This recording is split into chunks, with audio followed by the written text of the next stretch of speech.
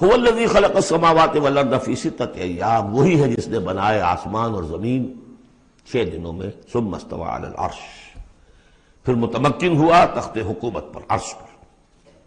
یعلم ما یلج فی الارض، یہ پہلے بھی آیت آ چکی ہے سورہ فاطر میں غالباً یا سورہ سبا میں۔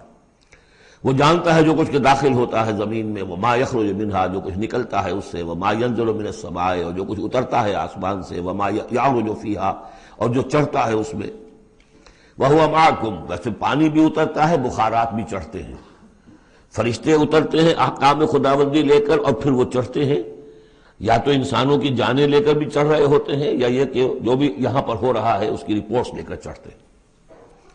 زمین کے اندر پانی جذب ہوتا ہے، بیج داخل ہوتا ہے، نکلتا ہے پودا، ان تمام چیزوں کا احاطہ کیا۔ وَهُوَ مَعَكُمْ أَيْنَمَا كُنْتُمْ، تم جہاں کہیں بھی ہوتے ہو وہ تمہارے ساتھ ہوتا ہے۔ وَاللَّهُ بِمَا تَعْمَلُونَ بَصِيرٌ، اللہ تعالیٰ جو کچھ تم کر رہے ہو اسے دیکھ رہا ہے، خود چشمدید گواہ ہے۔